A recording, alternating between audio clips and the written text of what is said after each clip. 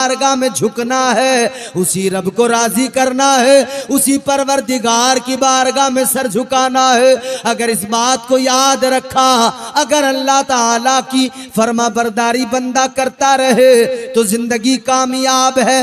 वरना आप तो जानते हैं अल्लाह ताला ने उन उम्मतों के साथ में क्या किया जिन्होंने नाफरमानियां की। अज़ाब आए, हजरत नूह अलैहिस्सलाम की उम्मत पर अज़ाब आया, तूफान आ गया, तबाही तबाही, सारी कायनात के अंदर पानी ही पानी हो गया। बारिश अलग हुई, इधर तूफान अलग आया, तबाह हो गई सारी दुनिया। दुनिया की औकात क्या है? ये जो बड़ी बड़ी बिल्डिंगें, बड़े बड़े महल हम बना रहे हैं ना, अभी ज्यादा पुरानी बात नहीं, 40 मिनट में 3 झटके आए जलजले के। तुर्की के अंदर 40 मिनट 3 झटके जलजले के। जो बहुत बड़ा अमीर कबीर था, करोड़पति था, जिसका बड़ा महल था, आज फुटपाथ पे पड़ा है, सर छुपाने को छत भी नहीं है। जो बहुत बड़े मालदार थे, जिनके पास बड़ी बड़ी फैक्ट्रियां थी, फकीर बन गए। अल्लाह ताला परवरदिगार खालिक कायनात, तुम्हारा मेरा रब, जिसने हमें और आपको पैदा किया, उसके करोड़ों एहसानात हैं हम पर, इतने कि हम गिन नहीं सकते, शुमार नहीं कर सकते, अनकाउंटेबल। उस रब ने इतने एहसान किए, फरमाया व इन तउद्दू निअमतल्लाहि ला तुहसूहा। उसका बड़ा करम है हम पर, बड़ी इनायतें हैं।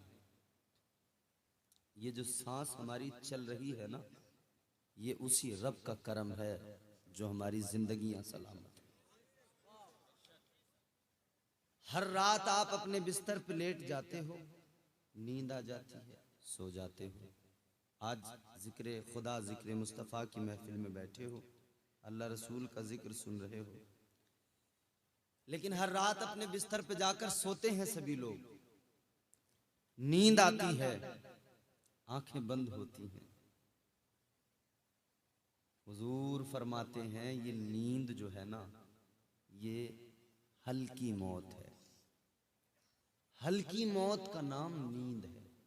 यानी बंदा जब रात को सोता है तो उसे हर रात मौत आती है।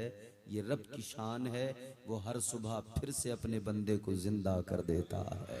वाह वाह वाह, बेशक, सुभान अल्लाह, जिंदाबाद। तो जिंदगी की बका फकत रब के करम पर है। और अगर गिनने लगो, शुमार करने लगो, औकात ही नहीं कि हम गिन सके। इतने करम हैं, इतने एहसानात हैं, इतनी इनायतें हैं। ताजदारे मदीना वाली कायनात मुस्तफा करीम ने ऐलान किया, वाह वाह, बेशक। तुम्हारे मेरे आका ने फरमाया, परवरदिगार खालिक कायनात अपने बंदों से बड़ा प्यार करता है, बड़ी मोहब्बत करता है। बेशक, सुभान अल्लाह, जिंदाबाद। कितना प्यार करता है, कितनी मोहब्बत करता है। फरमाया गया अल्लाह ताला अपने बंदे से 70 माओं से भी ज्यादा प्यार करता है। वाह वाह वाह, बेशक, सुभान अल्लाह। कितना? 70 माओं से ज्यादा। थोड़ी देर बस मेरी कोशिश ये होगी कि मेरा जब तक मूड बने आप मुझे बर्दाश्त करें, फिर उसके बाद में मैं ही आपको बर्दाश्त करूंगा इंशाअल्लाह। अल्लाह ताला खालिक कायनात परवरदिगार 70 माओं से ज्यादा प्यार करता है। एक माँ की ममता, एक माँ का प्यार क्या होता है जानते हो? देखो, हमारे शायर साहब को जाना है, समझ रहे हैं? तो इनको आप आराम से जाने देना और आप लोग मेरी बात को तवज्जो से सुनते रहना। आप चले जाइए, और जो इन्हें इजाजत देंगे वो जा सकते हैं, क्योंकि उनकी इजाजत के बगैर इनका जाना पॉसिबल नहीं है। मोहब्बत से कहें सुभान अल्लाह। सुभान अल्लाह, बेशक। वो इतना प्यार करता है, इतना कर्म करता है, इतना कर्म करता है। इधर एक माँ की ममता, एक माँ का प्यार क्या होता है। मुनव्वर राना का शेर सुनाता हूं, सुनिए। बुलंदियों का बड़े से बड़ा निशान छुआ, बुलंदियों का बड़े से बड़ा निशान छुआ, उठाया गोद में मां ने तब आसमान छुआ। जो भी बने मां ने सहारे दिए तब बने। आहा बेशक। आप डॉक्टर बन गए, मास्टर बन गए, इंजीनियर बन गए, आप किसी कॉलेज यूनिवर्सिटी के प्रोफेसर बन गए,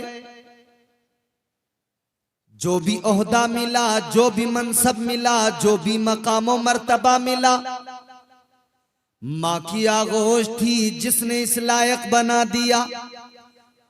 ये मां का प्यार था, उसने सहारे दिए।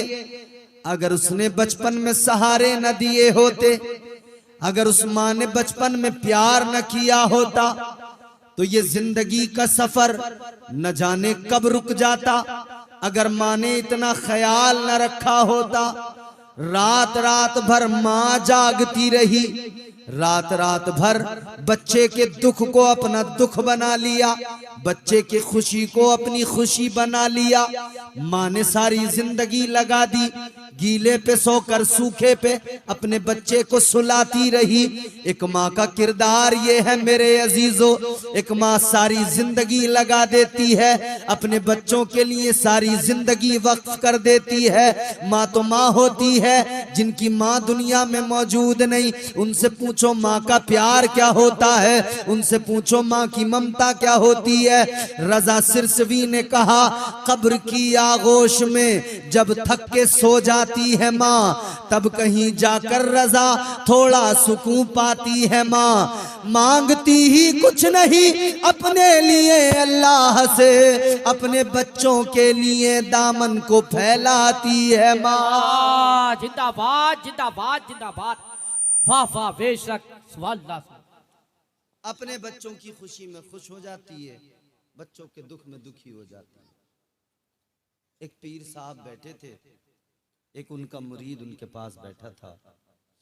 पीर साहब ने मुरीद से कहा, ये बताओ, अगर मैदान महशर में अल्लाह ताला तुम्हारी माँ को ये इख्तियार दे दे कि तुम्हारी माँ अगर तुम्हें चाहे तो जन्नत में भेज दे, तुम्हें चाहे तो दोज़ख में भेज दे, बताओ तुम्हारी माँ तुम्हारे लिए क्या फैसला करेगी।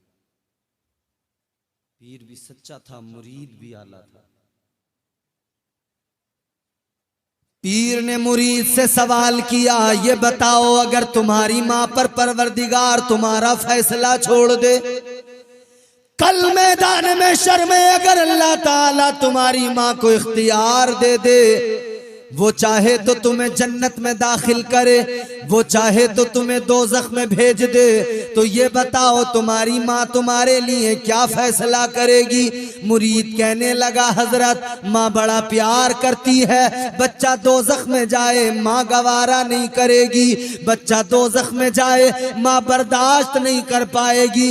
माँ को अगर इख्तियार मिल गया, माँ हर हाल में जन्नत में दाखिल करेगी। अगर अल्लाह ने माँ को इख्तियार दे दिया, माँ अपने बच्चों को जन्नत में भेजेगी। इतना सुना तो पीर की आंखों में आंसू आ गए, रोने लगे, कहने लगे, अफसोस है इंसान तू क्या से क्या हो गया, क्या मतलब। मुरीद ने कहा, हुजूर बात समझाए। पीर ने फरमाया, एक माँ है, एक माँ का प्यार है, एक माँ की ममता है, उस माँ के प्यार पे भरोसा है, उस माँ की ममता पे एतमाद है, उस माँ की ममता पे भरोसा है। आप फरमाने लगे, एक माँ की ममता पर ये इंसान भरोसा करता है, मगर वो खुदा, वो परवरदिगार जो ऐसी 70 माँओं से भी ज्यादा प्यार करता है, उस रब की मोहब्बत पे भरोसा नहीं करता। ये बंदा उस रब के प्यार पे भरोसा नहीं करता।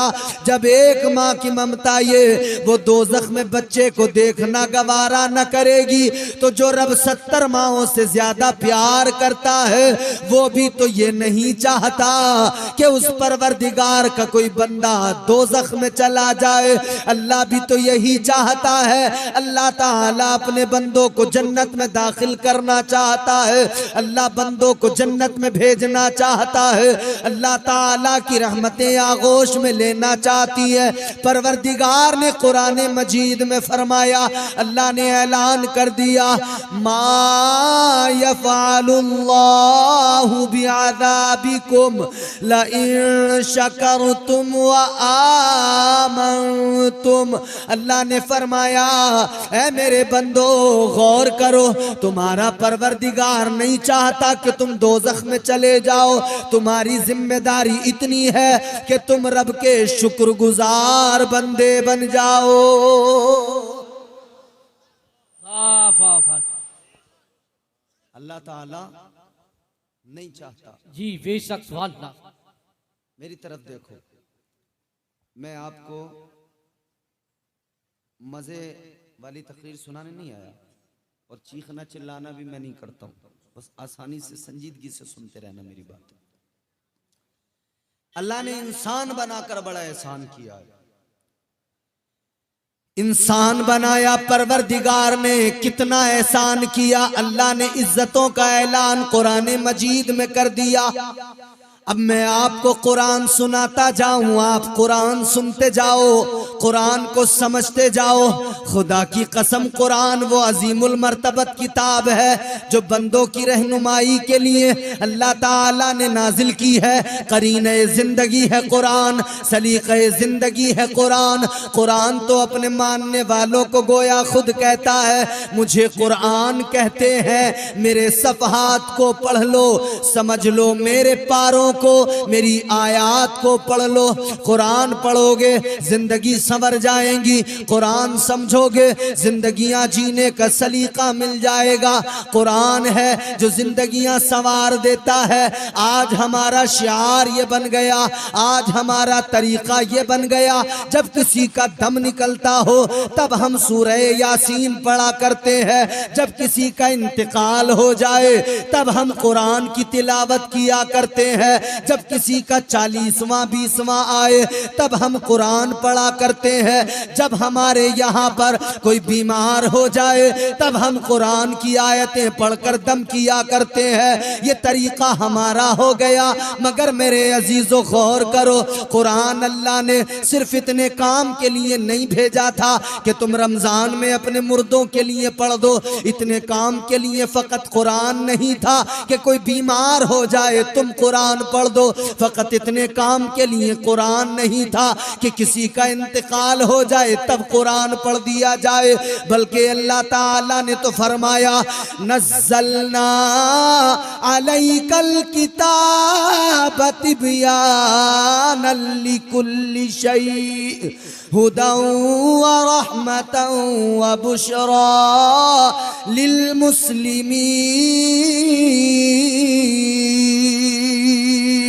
अल्लाह ताला ने फरमाया, ये जो कुरान हमने नाजिल किया है, इस कुरान मजीद के अंदर हर शय का खुला बयान है। वाह वाह बेशक सुभान अल्लाह। जिंदाबाद जिंदाबाद। बेशक सुभान अल्लाह। कुरान में हर शय का खुला बयान, हर शय का, तुम्हारा मेरा हमारा सबका जिक्र है। मगर कुरान का मिजाज है बयान करने का। कुरान की फसाहत व बलागत है। कलाम रब का तो मुकाबला कौन कर सकता है उसका। एक बादशाह था, गैर मुस्लिम था, काफिर था, एक आंख से काना था। उस दौर में एक अल्लाह के वली थे। वो उनसे कहने लगा कि तुम कहते हो कुरान में हर शय का खुला बयान है, हर चीज का जिक्र है। कहता है मेरा जिक्र कुरान में कहां है, दिखाओ जरा मुझको। मेरी बात समझते रहना। एक आंख से काना कहने लगा, कुरान में मेरा जिक्र कहां है, दिखाओ। कुरान में मेरा नाम कहां है, दिखाओ। अल्लाह वाले ने ख्याल किया, अगर इसको मैंने नहीं दिखाया, नहीं बताया, तो ये कुरान पे उंगली उठाएगा। और कुरान का मिजाज अगर समझाने लग जाऊं कि कुरान एक लफ्ज के अंदर एक पूरा चैप्टर, एक पूरा कॉन्सेप्ट बयान कर दिया करता है। जैसे अल्लाह ने फरमाया या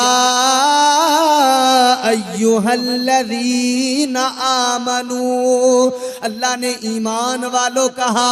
जब अल्लाह ने कहा ए ईमान वालों, तो सारे मोमिनों का जिक्र हो गया, आपका मेरा हर किसी का जिक्र हो गया। कुरान कभी इशारतन भी चीजें बयान करता है, कभी किनायतन भी बयान करता है। ये कुरान की फसाहत व बलागत है। लेकिन वो काफिर क्या समझता, अल्लाह वाले ने ख्याल किया अगर मैंने इसको नहीं बताया, अगर इसको कुछ नहीं समझाया, ये कुरान पर उंगली उठाएगा, ये कुरान पर एतराजात करेगा, ये कुरान को झूठा कहेगा। लिहाजा अल्लाह वालों का तरीका, उनकी मसलहत, ये कहने लगा मेरा नाम कुरान में दिखाओ। अल्लाह वाले ने फरमाया हाँ है, दिखाए देता हूँ। अल्लाह वाले ने पढ़ दिया वकान मिनल काफिरीन, फरमाने लगे ये रहा तेरा जिक्र। फरमाते ले अल्लाह का कुरान कहता है वो काना जो है वो काफिरों में से है।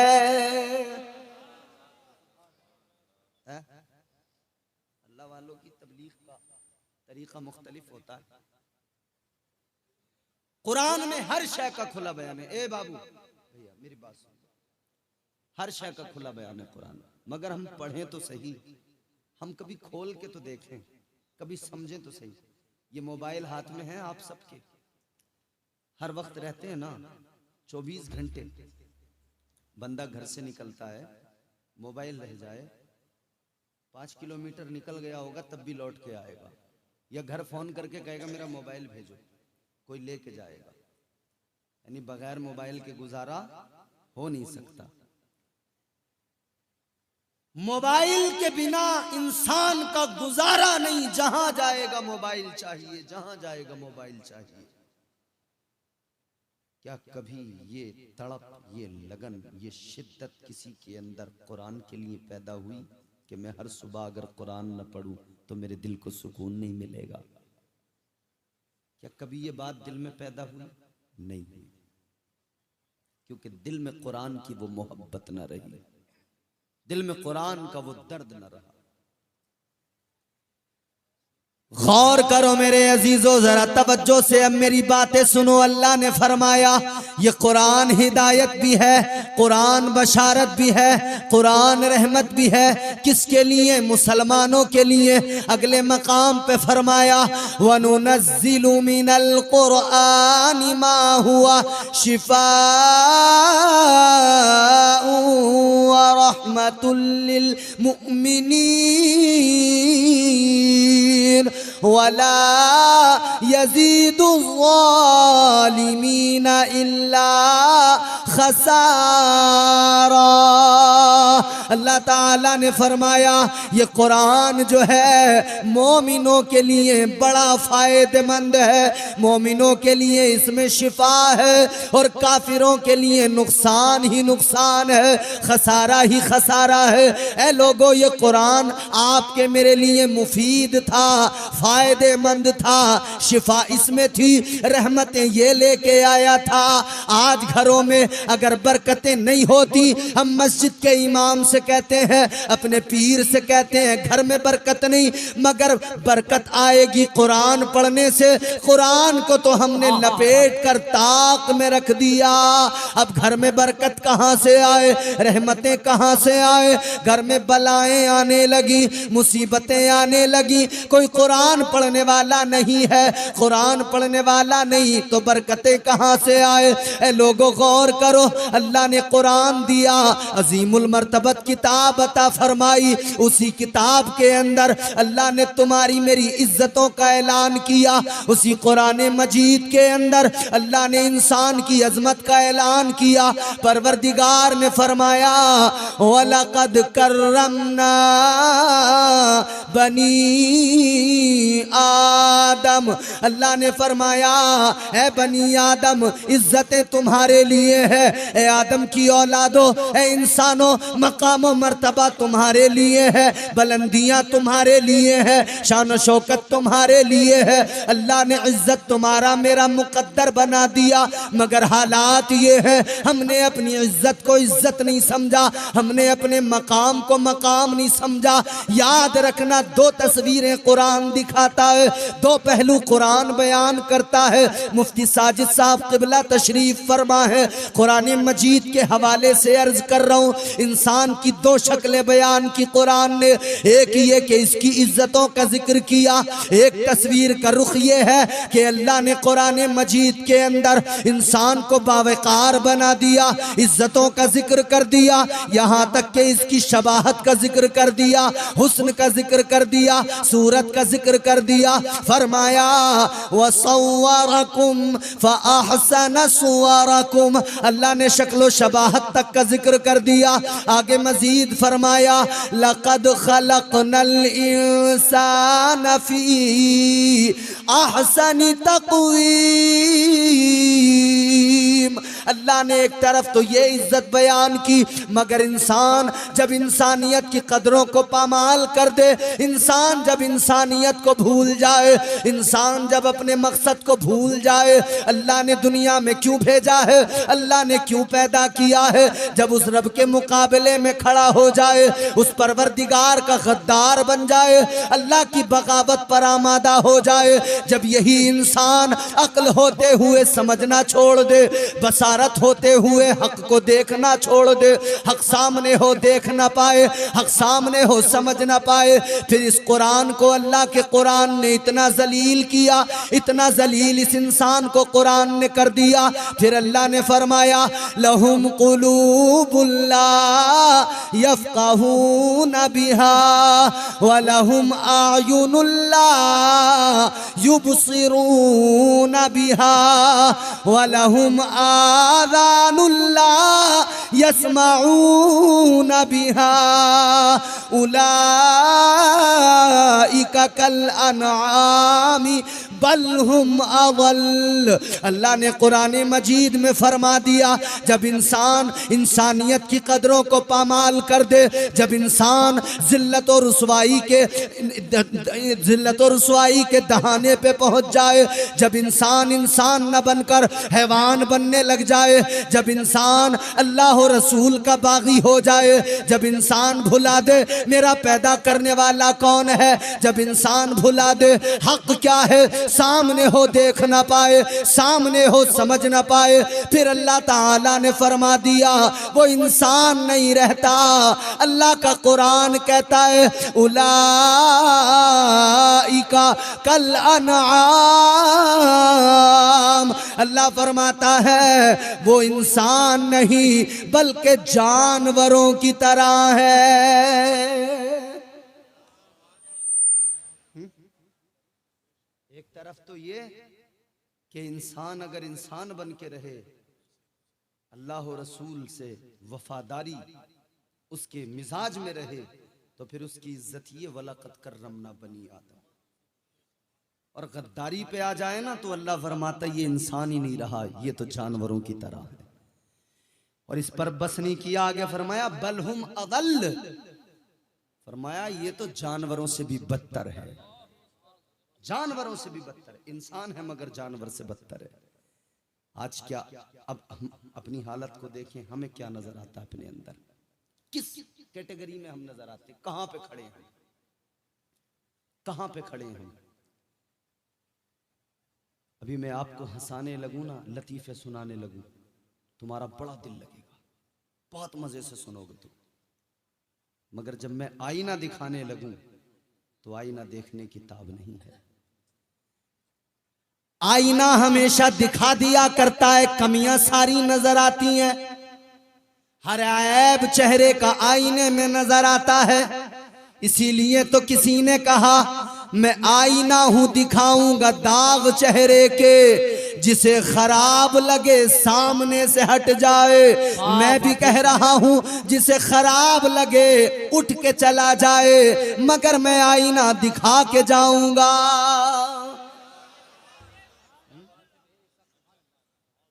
भाई नाई की दुकान पे जाते हो ना तुम, आईना लगा हुआ होता है ना बड़ा सा, एक कटिंग कर रहा है, बाद में सुन लेना, ये यूट्यूब पे आएगा बयान, आराम से सुनना बात। किसी की कटिंग कर रहा है वो हज्जाम नाई, तो इसने कहा कि भाई बैठ जाओ अभी टाइम लगेगा। बैठ गए, बैठकर क्या किया, वहां आगे भी शीशा पीछे भी शीशा, इधर भी आईना इधर भी आईना। कभी इस आईने में अपने आप को देखा, कभी इस आईने में अपने आप को देखा। क्या देखा, अपनी खराबियों पे नजर डालने लगे, अपने ऐब देखने लगे। वाह क्या अजीब है इंसान। जब तक रास्ते में रहा, घर रहा, चौराहे पे रहा, नाली के गडर पे खड़ा रहा, तब तक दूसरों के ऐब देख रहा था। एक वाहिद जगह है नाई की दुकान, जहां पे बंदा अपने चेहरे के ऐब देखने लगता है, इसके अलावा कहीं नहीं देखता। वो वहीं जाकर देखता तो ओहो पिंपल्स होने लगे, ब्लैक सर्कल होने लगे, आंखों के नीचे काले काले होल होने लगे, गड्ढे से होने लगे। वहीं से फिक्र हो जाती है। फिर वो कहता है नाई से, कहता भाई साहब ये दाग हो रहे हैं, पिंपल्स हो रहे हैं। तो उसने तो शीशे लगाए ही इसीलिए हैं, आईने लगाए ही इसीलिए हैं। आओ देखो, जो जो कमी नजर आए मुझे बताओ, फिर मैं तुम्हें तरीके बताता जाऊंगा, तुमसे कमाता जाऊंगा। इन्होंने कहा चेहरे पे दाग हो रहे हैं। उसने कहा बस 5 मिनट रुको, इनकी कटिंग कर दूं, फिर देखो ब्लीच लगाऊंगा तुम्हारे चेहरे पे, एकदम गोरा कर दूंगा तुम्हें। इसने कहा हाँ ठीक है, ब्लीच लगा देना, ब्लीच लगा के मुझे गोरा बना देना। मगर क्या हुआ, जब ब्लीच नाई ने लगाई, ये जो चेहरे पे छोटे छोटे बारीक बारीक बाल होते हैं ना, जिसको आम जबान में हमारे यहाँ तो रुआ भी बोलते हैं, ब्लीच जैसे ही लगती है इसका कलर बदल जाता है, सुनहरा कलर हो जाता है। ये नौजवान जो गोरा बनने के लिए ब्लीच लगवा रहा था, गोरा बनने चला था, मगर नाई की दुकान से भूरा बन के निकला है। बोलो ऐसा होता नहीं है, गोरा बनने के चक्कर में भूरा बन गया बिल्कुल। इस पे भी बस न किया, दिल नहीं माना तो कहने लगा भी मजा नहीं आया। नाई बोला फेशियल करवा लो, 1000 रुपए लगेंगे। एक क्रीम और बताता हूं, रोज रात को लगा लगा के सोना, गोरे हो जाओगे। हाय हाय, इंसान चेहरे पे लग गया, दिल को कभी नहीं देखा। चेहरे की गंदगी नजर आने लगी, दाग धब्बे नजर आने लगे, मगर जो गुनाहों के धब्बे दिल पे लग गए वो धब्बे नजर नहीं आ रहे। उन पर कभी सोचने का मौका नहीं मिला, उन पर कभी गौर नहीं किया। क्रीम महंगी से महंगी ले आया, चेहरे पे क्रीम लगाने लगा, सोच रहा है गोरा हो जाऊंगा। एक बात बताओ किच्छा के मुसलमानों, एक बात बताओ सिरोली के मुसलमानों, ईमानदारी से बताना, और मैं जो आपको बता रहा हूं बात गलत हो तो अभी बता देना, अभी टोक देना, अभी रोक देना। क्रीम लगा लो, चाहे 1000 की, चाहे 2000 की, चाहे 5000 की लगा लो, जितनी चाहे उतनी महंगी क्रीम लेके आ जाओ, मगर इतना याद रखना क्रीम लगाने से कभी कोई गोरा नहीं होता। अगर क्रीम लगाने से कोई गोरा हो जाता तो वेस्ट इंडीज के अंदर एक भी काला नहीं होता। सुभान अल्लाह, बेशक, जिंदाबाद वाला। भैया वो पैसे हैं उनके पास में, क्रीम खरीद सकते हैं, मगर वो जो फुल ब्लैक मैन है, फुल ब्लैक पूरे, क्या वो क्रीम लगा के गोरे नहीं बन सकते? कौन सी क्रीम के चक्कर में पड़े हो? कोई क्रीम गोरा नहीं बनाएगी। एक ही तरीका है, एक ही तरीका है, हो जाएगा चेहरा नूरानी और दिल में चमक आ जाएगी। जितने भी मुझे दिख रहे हैं ना ये चेहरे मुस्तफ़ा के गुलाम सारे के सारे जो खड़े हैं वो भी, अगर ये मिसरा सच्चा हो तो तायीद करेंगे और बोलेंगे, सच्चा नहीं हो आराम से बैठे रहना। मैं रोज जलसे करता हूँ, यहाँ नहीं तो कल दूसरी जगह जाके यही फिर सुना दूंगा या कुछ और सुना दूंगा, दाद में फिर वहां से वसूल कर लूंगा। और आपने अगर इसकी कदर की तो मैं समझूंगा अच्छा सुनते हो जाएगा चेहरा नूरानी, क्रीम में मत देखो चमक सुनो, हो जाएगा चेहरा नूरानी और दिल में चमक आ जाएगी। तुम रोज कलामे पाक पढ़ो, सांसों में महक आ जाएगी। जिंदाबाद जिंदाबाद, सुभान अल्लाह, बेशक जिंदाबाद जिंदाबाद। नारे तकबीर, नारे रिसालत, नारे गौसियत, फैज़ाने गौसे आज़म, अज़मते कुरान, अज़मते कुरान, नारे तकबीर, सुभान अल्लाह। हो जाएगा चेहरा नूरानी और दिल में चमक आ जाएगी। तुम रोज कलामे पाक पढ़ो, सांसों में महक आ जाएगी। मस्जिद से बुलावा जब आए, सजदों के लिए तुम चल देना। इस हुस्ने अमल से माथे पर नूरानी चमक आ जाएगी। वाह वाह वाह, जिंदाबाद, नूरानी चमक आ जाए। चेहरा कैसे चमकता है, ताजदारे मदीना का फरमान सुनो। तुम्हारे मेरे आका सरवरे कौनैन मुस्तफ़ा करीम ने फरमाया, इधर बंदा जो वुजू करता है, नमाज को जाता है, मस्जिद में सर झुकाता है, पेशानी सजदे में रख दिया करता है, अल्लाह अकबर। आका फरमाते हैं कल मैदान महशर में कुछ लोग ऐसे होंगे जिनके चेहरे चमक रहे होंगे, जिनकी पेशानियां चमक रही होंगी, जिनके हाथ चमक रहे होंगे। लोग उनको देखेंगे, देखने वाले कहेंगे ये कौन है जिनके चेहरे चमक रहे हैं, ये कौन है जिनके सरापा जगमगा रहे हैं, क्या ये फरिश्तों में से है, कौन है? आखिर तो बताया जाएगा ये फरिश्ते नहीं है, ये कोई और नहीं है, इंसान है। ये वो लोग हैं जो नमाजों के लिए बड़े एहतमाम से वुजू किया करते थे।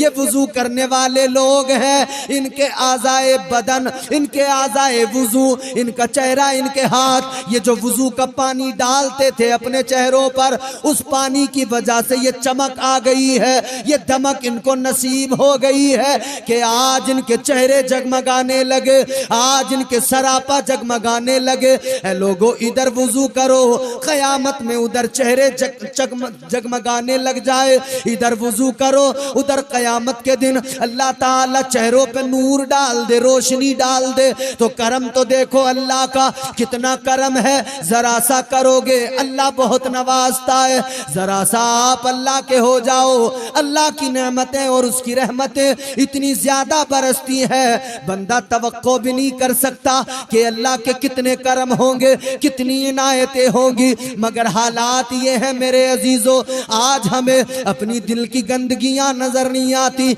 अपने ऐब नजर नहीं आते, अपनी खामियां नजर नहीं आती, मगर जरूरत है मेरे अजीजों, आज अपनी हालत को देखना पड़ेगा, अपने ऐबों पे भी नजर डालनी पड़ेगी और अपने आप को सुधारना भी पड़ेगा, तर्ज जिंदगानी को भी बदलना पड़ेगा।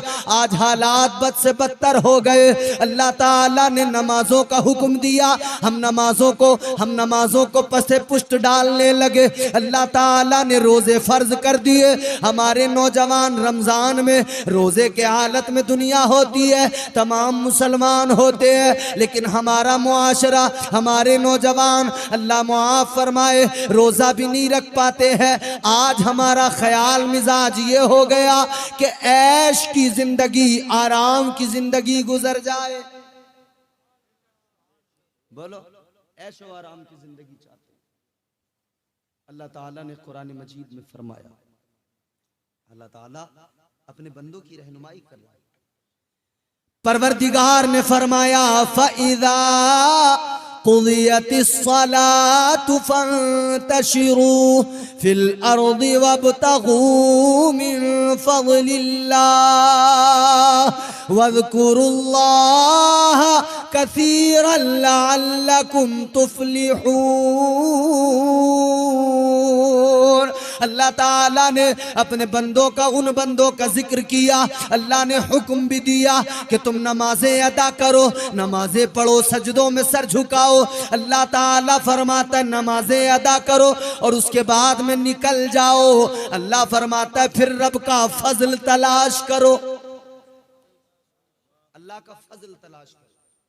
मुफस्सिरीन फरमाते हैं ये अल्लाह का फजल तलाश करने से मुराद ये है रिज़्क़ हलाल तलाश करो, हलाल रोजी तलाश करो। आज हमारे आमाल बद से बदतर इसलिए होते जा रहे हैं कि हमने हराम और हलाल का फर्क अपने मुआशरे से खत्म कर दिया। हराम हलाल जैसा भी हो बस मिल जाए। बोलो ये हालत है कि नहीं है हमारी? बोलो भैया। आज मुसलमान अपने दीन की खुद ही मजाक उड़ाए, इन्हें क्या हो गया है, इन्हें क्या हो गया है। वाह वाह वाह बेशक। तो हमारे यहाँ एक इमाम साहब रहते थे, कारी मारूफ साहब, उन्होंने हालात की अक्कासी की और बयान किया। उन्होंने बिल्कुल सच्ची बातें, सामने की बातें पेश की। इधर देखो, सुनो। आज मुसलमान अपने दीन का खुद ही मजाक उड़ाए, इन्हें क्या हो गया है, इन्हें क्या हो गया है। झूठ बना है आज सियासत, झूठ बना है आज सियासत, सूद का पैसा खाए, इन्हें क्या हो गया है, इन्हें क्या हो गया है। ये बिल्कुल सच्चाई है।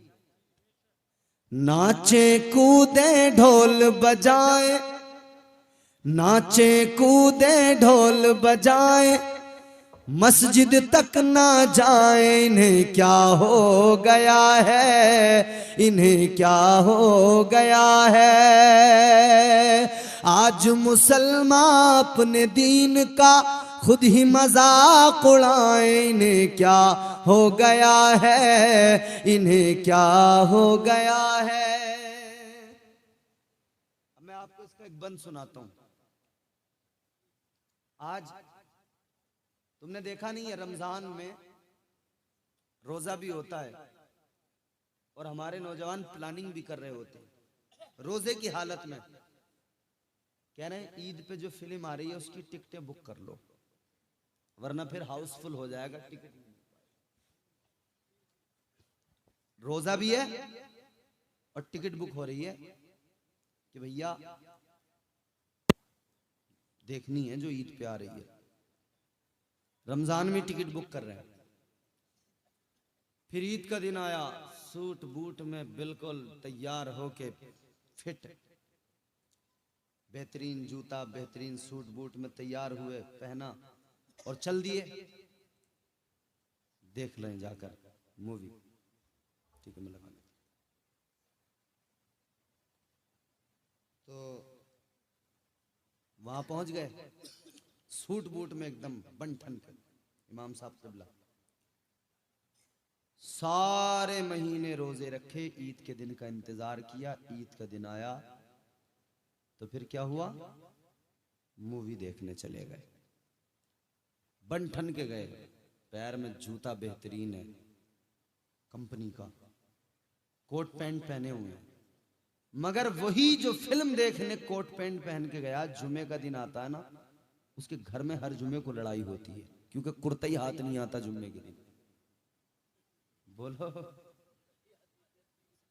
जुम्मे के दिन कहता अम्मा से, अम्मा वो कुर्ता कहाँ है मेरा, ढूंढ रहे हैं। अम्मा कह रही है लल्ला वो रखा तो था यहीं, तू पहनता ना, मैंने ऊपर को डाल दिया। जुम्मे के दिन कुर्ता याद आ जाता है। अल्लाह रहमत फरमाए। वास्ते नमाजों के कुर्ता नहीं है मुसलमान पर, सच्चाई हो तब ताईद। वास्ते नमाजों के कुर्ता नहीं है मुसलमान पर, फिल्म देखने के लिए कोट और पैंट है नादान पर, पाँव में जूता बाटा का, पाँव में जूता बाटा का, और लाइन में धक्के खाए। इन्हें क्या हो गया है, इन्हें क्या हो गया है। नाचे कूदे ढोल बजाए मस्जिद तक ना जाए। इन्हें क्या हो गया है, इन्हें क्या हो।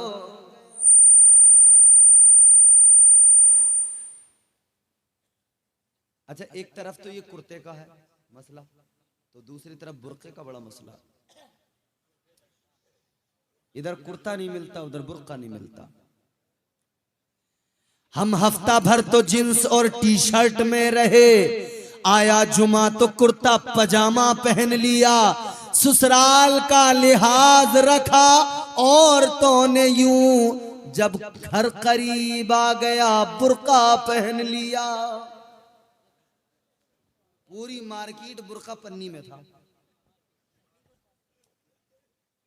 घर का जैसी करीब आया घर तो बुर्का निकल गया। और बुर्के जो है ना, पर्दा कम करने के लिए कम है, अब फैशन के लिए ज्यादा। ऐसे ऐसे बुर्के हैं, अल्लाह रहम फरमाए। हुजूर ने जिन लिबास को पहनने से सख्ती से मना किया ना, यानी हैरान रह जाएंगे आप। बुर्का ऐसा, और उस बुर्के में फिर आंखें खुली हैं और जिस्म ढका होने के बावजूद भी खुला है। और अगर पर्दे की बात कह दो तो फिर यह है कि अरे मौलाना, पर्दा दिल का होता है, दिल का। पर दिल तो खुद पर्दे में है। ये आंखें हैं जो खुली रहती हैं, इनसे तो नैन मटक का होता है। दिल तो है ही पर्दे में। हालत यह है कि बुर्का सिर्फ फैशन के नाम पर ऐसा हो गया कि अब वो बुर्का बुर्का न रहा, बल्कि कुछ और ही बन गया। अल्लाह रहम फरमाए। आंखें खुली हैं, नकली पलकें लगी हुई हैं, आंखों में आईलाइनर, काजल, न जाने क्या क्या, ऊपर नीचे से सुर्खी वगैरह लगी हुई है। आंखें ऐसी हो रही हैं, किसी ने देखा नौजवान ने, वो आंखें देख के पीछे पीछे चल पड़ा। मगर जब वो समझ रहा था कि भाई कुछ और होगा मामला, उसने गुमान किया था कि 25 साल लगभग उम्र होगी, मगर जब बुर्का उतरा तो पता लगा कि मामला कुछ और ही निकला है। ये तो मेकअप का कमाल था। अच्छा, मेकअप का माना क्या होता जानते हो? मेकअप कहते किसे? मेकअप का माना होता है कमी को पूरा करना। मेकअप, कमी को पूरा करना। मेकअप जायज भी है, नाजायज भी है। मेकअप जायज भी है, हराम भी है। ताजदारे मदीना वालिए कायनात मुस्तफा करीम के गुलामों, गौर से सुनो। मेकअप का माना होता है कमी को पूरा कर देना। आप अपने घर की दीवार को जिसका प्लास्टर छूटने लगे, झड़ने लगे, उसको आप दोबारा से रिपेयर करते हो, मेकअप करते हो, उसका प्लास्टर दुरुस्त करते हो, ऊपर से पुट्टी की, फिर कलर करा दिया, बिल्कुल दीवार साफ सुथरी हो गई, क्लीन नजर आने लगी, चमकदार हो गई। ये मेकअप है कमी को दूर कर देना, खामी को दुरुस्त कर देना। लेकिन अब कौन मेकअप का सहारा लेगा? वही जिसको ये पता हो मेरे अंदर खामी है, मेरे अंदर कमी है। तो जिसे जिसे अपने अंदर कमी नजर आती है वो मेकअप का सहारा लिया करते हैं। और जिन्हें ये एतबार है, एतमाद है, यकीन है कि अल्लाह ने बनाया है, बेहतरीन बनाया है, खूबसूरत बनाया है, उन्हें इतने बड़े डब्बे की जरूरत नहीं और उसमें रंग बिरंगी पाउडरों की जरूरत नहीं। हाँ, एक सूरत है, मुख्तसर सा मेकअप जायज भी है। कब जायज है? मेरे आका ने फरमाया, औरत अपने शोहर को खुश करने के लिए, अपने शोहर को राजी करने के लिए, अपने शोहर को मनाने के लिए, उसे अपनी तरफ रागिब व माइल करने के लिए, मुतासिर करने के लिए मेकअप करे। कोई और न देखे, शोहर देखे। ये औरत का मेकअप करना जायज है। ये वाला जायज है। मगर घर में जब तक रहेंगी तो बिल्कुल सनीचरी लीचड़ी, और महल्ले में आ गई शादी तो मेकअप इतना जबरदस्त, जिधर से निकल के गई देखने वाले कहने लगे आज चच्ची बड़ी खूबसूरत नजर आ रही है। बोलो ऐसा है कि नहीं? एक महीना घर में शोहर से लड़ाई होती रही, वो बराबर कहता रहा नहा ले, नहाई नहीं। वो कहता रहा कपड़े अच्छे पहन ले, पहने नहीं। कपड़ों पे बड़े बड़े दाग, जिस्म से आने लगी बदबू, तैयार नहीं हुई। मगर जब शादी आई तो बड़ी बंसवर के निकली। अजीब तमाशा है, घर में शोहर राजी नहीं है, सारा मोहल्ला राजी है। सारा मोहल्ला कह रहा भाई चच्ची बहुत बढ़िया। जवाब नहीं। जो आ गया बैठ जाओ भाई साहब, चाय पी के जाना। तमाम में चर्चा और आदमी परेशान है घर में। याद रखो मेरे अजीजों, बात चली है तो ज़िमनन अर्ज कर रहा हूं, अल्लाह ताला ने मर्द को भी पैदा किया। पहले इंसान, पहले मर्द हजरत आदम अलैहिस्सलाम, और औरत को भी पैदा किया। पहली औरत, पहली खातून हजरत हव्वा। एक बहुत मैं आपको अच्छी बात बता रहा हूं, आपकी नॉलेज में इजाफा होगा। नौजवान हमारे खास तौर पे सुने, हमारी माए बहनें खास तौर पे सुने। हजरत आदम अलैहिस्सलाम को अल्लाह ने पैदा किया। कहां पैदा किया? और हजरत हव्वा को पैदा किया तो उनको कहां पैदा किया? हजरत आदम का मुजस्समा तैयार हुआ, मिट्टी से वजूद तैयार हुआ, फिर अल्लाह ने रूह डाली, रूह डाल दी, फरिश्तों से सजदा करवा दिया, फिर अल्लाह ने जन्नत में भेज दिया। इधर ये जन्नत में गए, इनका दिल नहीं लगता था। इंसान की ये फितरत में शामिल है। इंसान जब तक अपना हम जिन्स कोई साथ ना हो, दिल नहीं लगता, तबीयत नहीं लगती। इंसान को अपना हम जिन्स चाहिए। यानी इंसान को तुम ले जाकर जंगल में छोड़ दो, रह लेगा? नहीं रह पाएगा। इंसान इंसानों में ही रहेगा। हजरत आदम अलैहिस्सलाम जिस वक्त में अल्लाह ने पैदा किया, फरिश्ते थे और भी मखलूकात एक दो थी, मगर हजरत आदम अकेले इंसान, अकेले बशर, अकेले आदमी, दिल नहीं लगता था, तबीयत बोर होती थी। अल्लाह ताला ने जन्नत में रखा था, जन्नत में भी दिल नहीं लग रहा था। तो परवरदिगार ने आप सोए, आपकी बाई पसली से पहली औरत को बना दिया।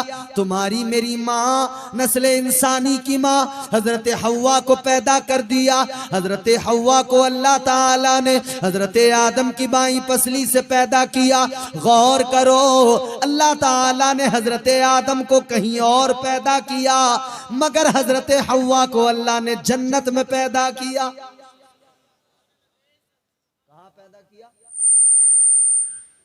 जन्नत में पैदा किया। यानी दुनिया की पहली औरत बनी है तो जन्नत में बनी है।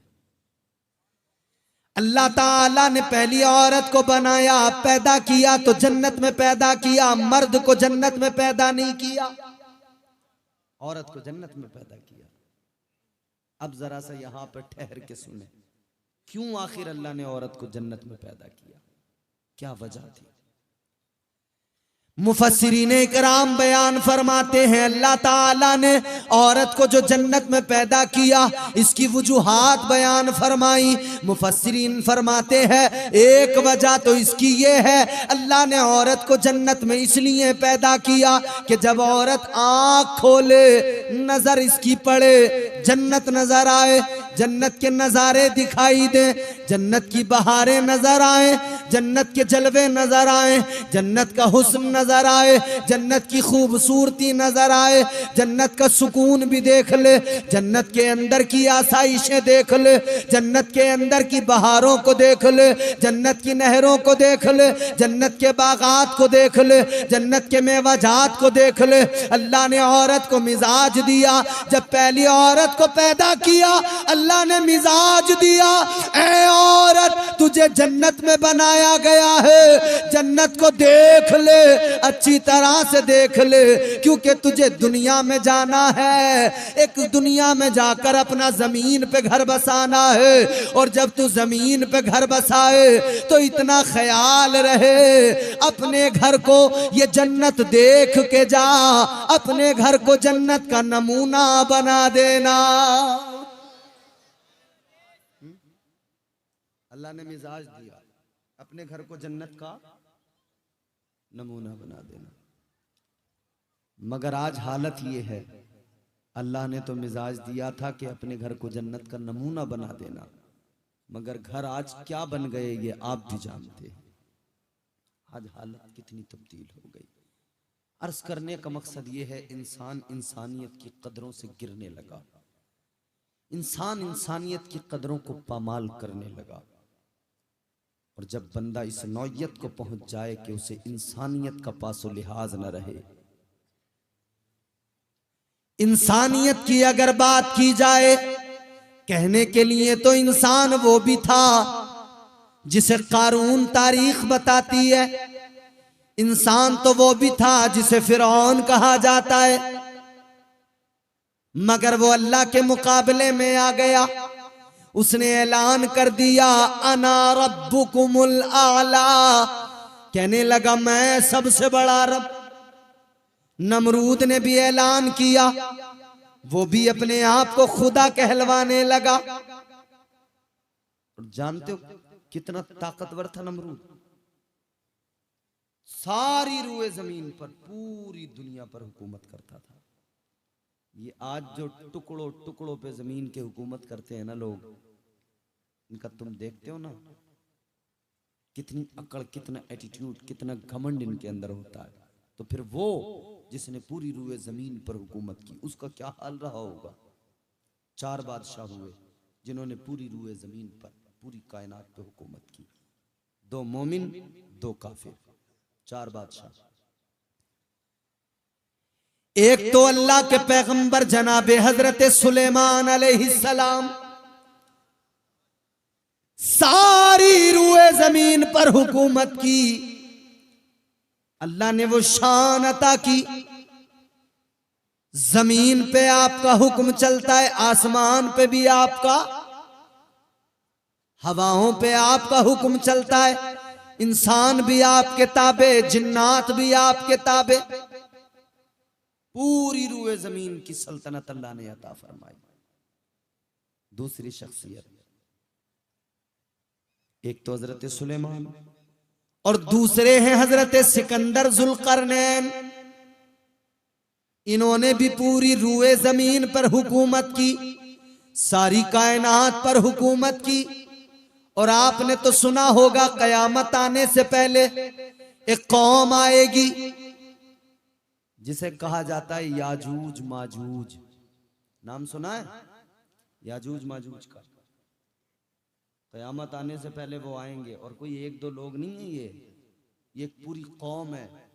इतनी बड़ी कौम है, इतनी बड़ी कौम है, ये आज भी है, इसे कैद किया हुआ है। एक दीवार के पीछे इनको ढकेल दिया गया, दीवार बना दी हजरत सिकंदर जुल्करनैन ने। ये कैद है, कोशिश करते हैं रोजाना कि निकल जाएं, रोजाना उस दीवार को तोड़ने की कोशिश करते हैं, चाटते हैं, और वो दीवार अनकरीब पहुंच जाते हैं वहां तक कि टूट जाए, मगर फिर वो कहते हैं अब कल देखेंगे। फिर अगले दिन वही जोर लगाते हैं, कोशिश करते हैं, फिर तोड़ने के करीब पहुंच जाते हैं, फिर कहते हैं कल देखेंगे। मगर कयामत करीब होगी, उस वक्त में जब ये दीवार को तोड़ने की कोशिश करेंगे तो उनमें एक कहेगा इंशाअल्लाह अब हम इस दीवार को तोड़ देंगे, और जैसे ही वो कहेगा इंशाअल्लाह तो फिर वो दीवार वाकई तोड़ देंगे। इंशाअल्लाह कहने का ये होगा मामला कि फिर वो दीवार टूट जाएगी, याजूज माजूज आएंगे, जमीन पर तबाही मचाएंगे, सारी की सारी फसलें खा जाएंगे, हर चीज खा जाएंगे। ये लकड़ी का सोफा नजर आ रहा है, इस ऐसी लकड़ी की चीजों को भी नहीं छोड़ेंगे, इनको भी खा जाएंगे, दरख्तों को खा जाएंगे, जमीन में तबाही मचाएंगे, मार काट करेंगे। लोग सारे के सारे घबरा रहे होंगे, डर रहे होंगे, इस सारे के सारे ऊपर पहाड़ पे चढ़ जाएंगे। फिर हजरत ईसा अलैहिस्सलाम अल्लाह की बारगाह में दुआ के लिए हाथ उठाएंगे, दुआ करेंगे, मौला करम फरमा दे, जमीन को इनसे नजात दे दे। फिर एक हवा चलेगी, ये सारे के सारे मर जाएंगे। तो ये पूरी एक कौम है हजरत सिकंदर जुल्करनैन ने कैद कर दिया। दूसरे बादशाह हजरत सिकंदर जुल्करनैन, अब दो काफिर हुए। एक बादशाह का नाम है नमरूद, सारी जमीन पर इसने हुकूमत की, सारी कायनात पर इसने हुकूमत की, अपने आप को सबसे बड़ा रब कहलवाता था, सजदे करवाता था। ऐ लोगों गौर करो, आज जरा सा जमीन का टुकड़ा उस पर हुकूमत करने वाले इतना करते हैं, तो सोचो नमरूद कितना अकड़ता होगा। मगर अल्लाह ताला बड़े बड़ों की अकड़ निकाल देता है। अल्लाह जब पकड़ता है तो अल्लाह की पकड़ बड़ी मजबूत है, अल्लाह ताला की गिरफ्त बड़ी मजबूत है। पहले अल्लाह मोहलत देता है, पहले अल्लाह वक्त देता है, अभी भी वक्त है, संभल जा, सुधर जा, बदल अपने आप को। लेकिन फिर भी अगर कोई ना बदल सके, फिर भी अगर कोई अपने आप को ना बदल पाए, तो फिर अल्लाह गिरफ्त करता है, अल्लाह औकात दिखा देता है। वो कहता था अना रब्बुकुमुल आला, सबसे बड़ा रब मैं हूं। अल्लाह ताला ने औकात याद दिलाई, तू अपने आप को खुदा कहता है, तेरी औकात क्या है तू खुदा का मुकाबला करे? तेरी औकात क्या है कि तू मालिक हकीकी का मुकाबला करे? अल्लाह ने कोई बड़ी फौज नहीं भेजी, अल्लाह ताला ने फरिश्तों को नहीं भेजा, अल्लाह ने एक मच्छर लंगड़ा, एक मच्छर, वो भी पूरा नहीं, नाक में से घुसा, दिमाग में पहुंच गया, दिमाग खाने लगा। ये दिमाग खाता, ये बेचैन हो जाता। तो जिस बादशाह के दरबार का अदब ये था, आदाब में ये चीज थी कि जब कोई जाए तो झुके, सजदा करे। फिर उसी दरबार के आदाब बदल गए, फिर वहां जूते लटका दिए गए, क्योंकि एक हकीम ने बताया तेरा इलाज कोई नहीं है। सारे हकीम जब थक गए ना, तो एक ने बताया तेरा इलाज एक ही है कि तेरे सर पे जूते पड़ते रहें तो तुझे सुकून मिलता रहेगा। क्योंकि जब सर पे जूता पड़ता था ना, तो नीचे मच्छर जरा सहम जाता था, रुक जाता था। तो जब मच्छर रुकता था तो इसे सुकून मिलता था। तो अब दरबार में क्या आदाब बने? चप्पल लटका दिए गए, जूते लटका दिए गए। अब जो भी आ रहा बादशाह के दरबार में, अब ये चीज आदाब में शामिल हो गई। पहले सजदे करवाता था ना, अब अल्लाह ताला ने औकात